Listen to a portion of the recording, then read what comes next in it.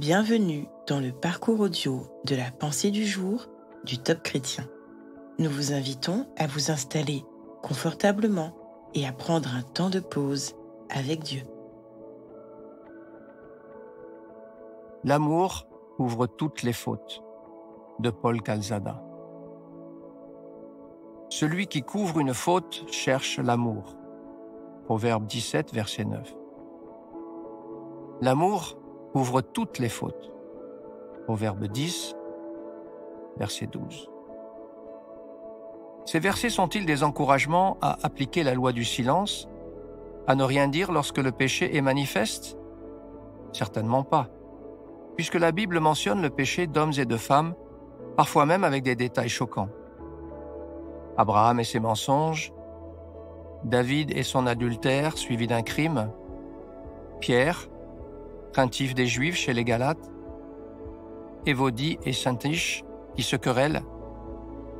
Aimer, ce n'est donc pas fermer les yeux sur le péché et le couvrir, mais il y a des règles à observer.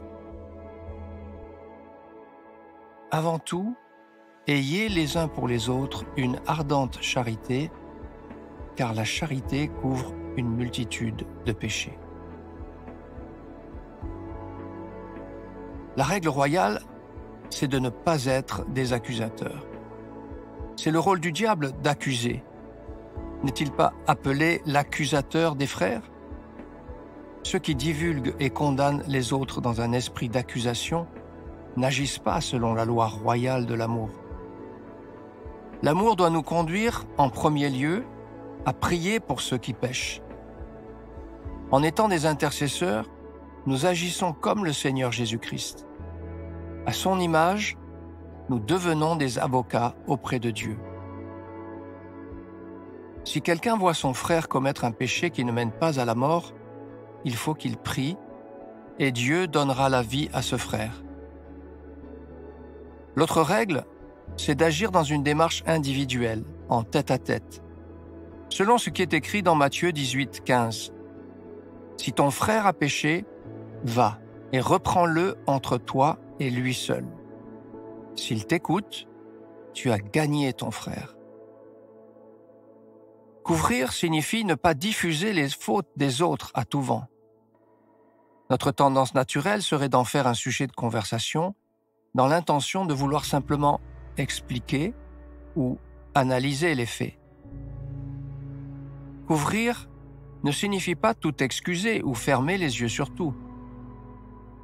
Couvrir signifie protéger le faible, afin qu'il ne s'effondre pas sous les critiques, car il a besoin de prière pour revenir à Dieu et se repentir.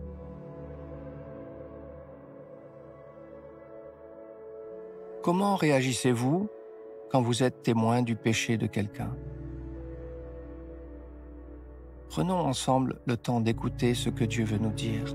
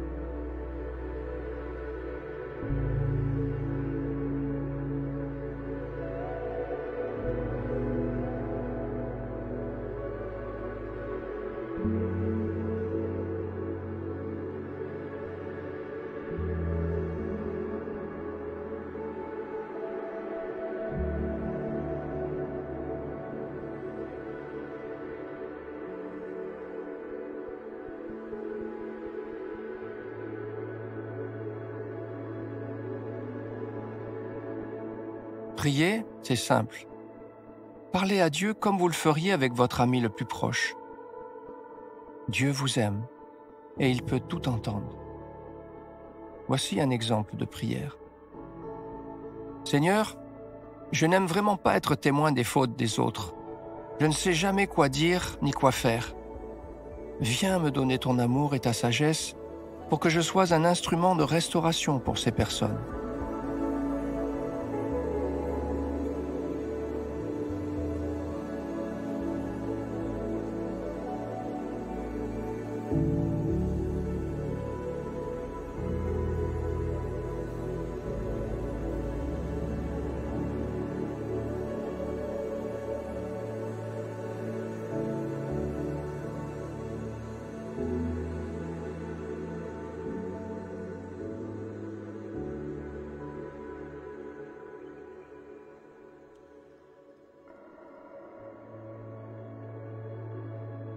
Aujourd'hui, prenez un temps pour remercier le Seigneur. Pensez à ces moments où il vous a donné la bonne attitude et les bonnes paroles envers quelqu'un. Souvenez-vous combien autrefois, vous avez plus de facilité à juger qu'à aimer. Et rendez toute la gloire à votre Dieu d'amour pour son action bienfaisante et continue dans votre vie.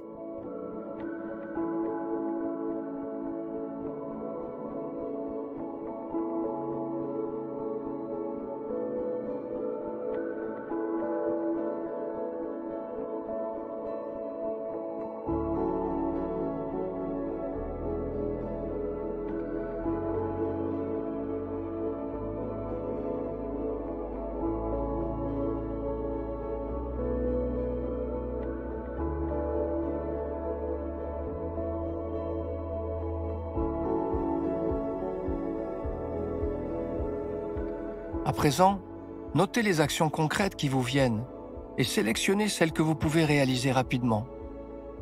Vous pouvez par exemple décider de vous tourner vers le Seigneur quand vous êtes tellement dérangé par les actes de quelqu'un que vous n'arrivez plus à l'aimer. Dieu vous remplira d'amour et de compassion pour cette personne.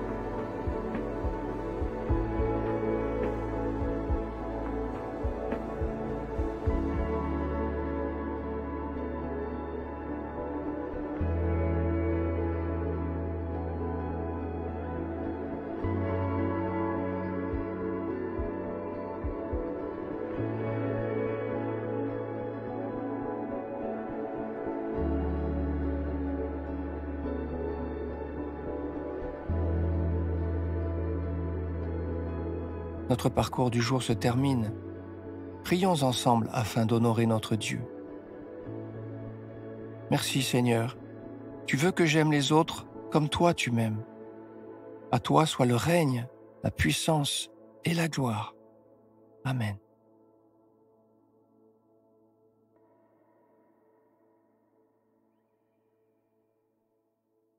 Nous espérons que ce temps de pause avec Dieu vous a ressourci. Rendez-vous demain pour un temps de Séla avec la pensée du jour.